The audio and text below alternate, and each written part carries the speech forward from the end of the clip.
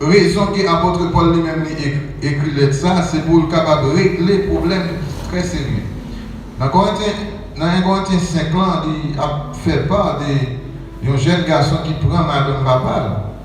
Tout ça, c'est gros problème, division à travers l'église. Deuxième raison, c'est conseiller et instruire ses lecteurs sur divers points au sujet desquels les Corinthiens lui avaient écrit. Donc, l'apôtre Paul lui-même exhorte les chrétiens de Corinthiens pour inspirés par l'esprit. Donc, inspiré par l'esprit, selon le dictionnaire de Robert, il dit l'inspiré, c'est animé des souffles divins. C'est lorsque nous animés avec un souffle qui sortit bon côté mon Dieu. Dieu lui-même inspira les prophètes. Dieu t'a inspiré les prophètes par rapport à l'Ancien Testament et par souffle divin. Donc le chrétien est animé des souffles divins qui est le Saint-Esprit. Nous-mêmes qui c'est l'église de Dieu, nous-mêmes qui c'est l'église de Christ, nous animés par le Saint-Esprit. Chaque chrétien eux-mêmes, ils ont le Saint-Esprit qui a guidé, le Saint-Esprit qui a dirigé. Donc le Saint-Esprit, c'est le souffle de Dieu qui vit en nous. C'est Dieu qui vit en nous lorsque les chrétiens ont le Saint-Esprit. Il y a un Saint-Esprit qui vit dans lui. Le Saint-Esprit est la troisième personne de la Trinité. Par ceci, l'inspiré par le Saint-Esprit est l'élément vital de chaque chrétien.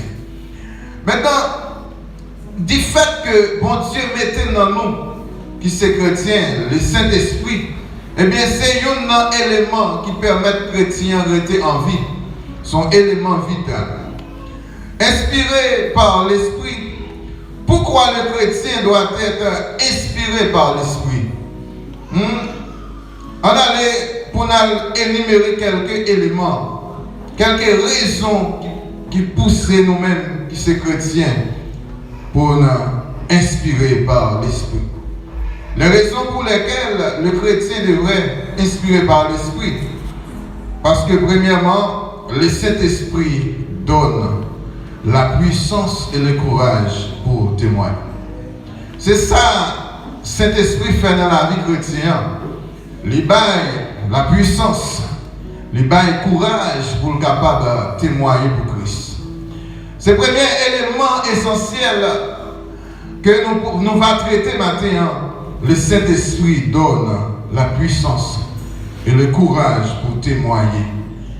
C'est cet esprit de Dieu qui baille mon courage, qui baille mon puissance, pour être capable de camper devant quel que soit obstacle là, pour être capable de témoigner du nom de Christ.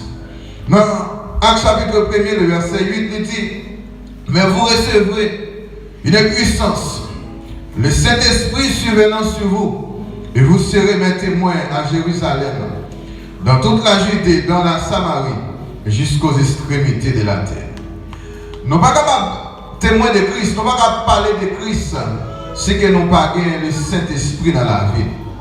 Si que nous ne pas recevoir puissance, qui c'est le Saint-Esprit qui baille puissance là, nous ne sommes pas capables de parler de Christ. Nous ne sommes pas capables de force, nous ne sommes pas capables de courage pour être capable de représenter Christ. Pas oublier, lorsque Jésus a parlé, il dit à disciples, moi, je vais aller, mais je vais faire un consolateur. Consolateur, ça il va instruire dans toute bagaille. Il va rappeler dans toute bagaille. C'est le même consolateur ça, qui va permettre que nous campions devant quelle que soit puissance là, quelle que soit force là, c'est consolateur ça, qui c'est l'Esprit de Dieu. Pour nous recevoir, il faut que nous restions dans le pied, il faut que nous restions à Jérusalem, il faut que nous restions.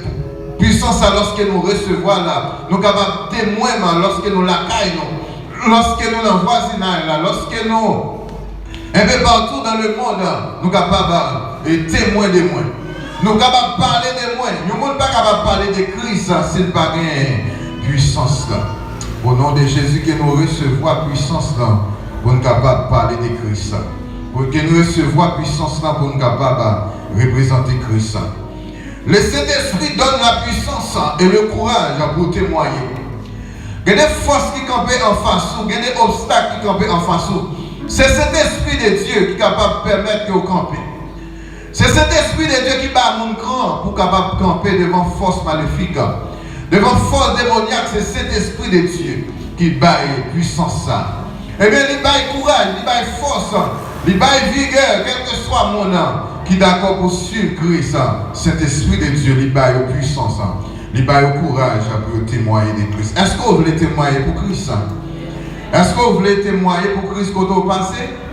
Eh bien, recevoir le Saint-Esprit. Le Saint-Esprit de Dieu qui est dans la vie ou là. Ce n'est pas pour grand merci que Dieu est là. Il a importance dans la vie ou passé. C'est lui-même qui est capable de permettre que vous résistez en face de tout ennemi, en face de toute force démoniaque. Même si mon Dieu a des âmes dans mes yeux, mais du fait que vous avez le Saint-Esprit de Dieu dans la vie, vous ne regardez pas les âmes non, parce que ça avec vous plus fort parce que ça avec l'ennemi. C'est lorsque vous recevez cet esprit capable de camper en face d'âme. Regardez, c'est vrai, kidnapper capable, kidnapper, mais ça va faire peur parce que vous-même, vous avez une puissance dans la vie. Regardez, vous avez une puissance qui est surpassée, puissance qui est avec kidnapper. Regardez, vous avez une puissance qui est avec force ennemie. Regardez, vous avez une puissance qui surpasse force ennemie parce que vous avez cet esprit dans la vie. Vous avez une puissance qui est en dedans. Regardez, c'est ça qu'il faut pas faire lorsque vous avez ça, vous avez ça.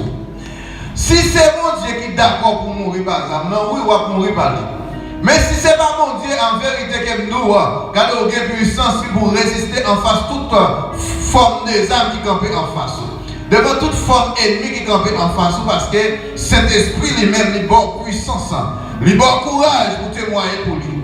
Et le côté où chrétien campé, c'est cet esprit qui est capable de permettre qu'elle cite le nom de Jésus. Et le côté qu'elle campé, pression qu'il a seulement. C'est cet esprit, mon Dieu, qui est dans la vie, où la garde la cité pour nommer nos Christ. Et le côté qu'on arrive tellement que l'ennemi a fait pression sur vous. Tellement l'ennemi a fait pression en face. C'est cet esprit qui est capable de permettre qu'on campe pour dire Jésus grand, Jésus bon, viens joindre Christ. C'est cet esprit seulement qui est capable de faire ça. C'est cet esprit seulement qui est capable de dire, lorsqu'on arrive devant obstacle, lorsqu'on arrive devant difficulté, il y a des problèmes que nous gagnons. Il y a des difficultés qui viennent en face. C'est cet esprit, oui, qui permet que nous continuions. Il y a des bagages que nous devons camper dans notre temps. Parce que le bagage a venu pour le finir avec nous. Mais cet esprit dit qu'on ne s'est pas camper dans notre parce que les beaux courage, les beaux puissance pour dominer force. Pour dominer force qui camper en face.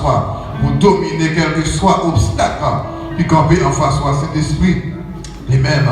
Les bonnes puissances. Au nom de Jésus que nous recevons la puissance. Dans Actes chapitre 2, les versets 14 à 40, apôtre Pierre lui-même l'a expliqué la venue de l'Esprit de Dieu. L'a expliqué qui ça, puis cet esprit. Lorsque, jour de la Pentecôte, lorsque les disciples étaient à Jérusalem, et puis il y a un événement qui a produit dans ces circonstances-là. Parce que les disciples recevoir le Saint-Esprit de Dieu. Il a parlé en langue, il a parlé en d'autres langues. Regardez, il y a des gens qui ont dit comme ça, comment ça n'est que ça aurait été sous comme ça.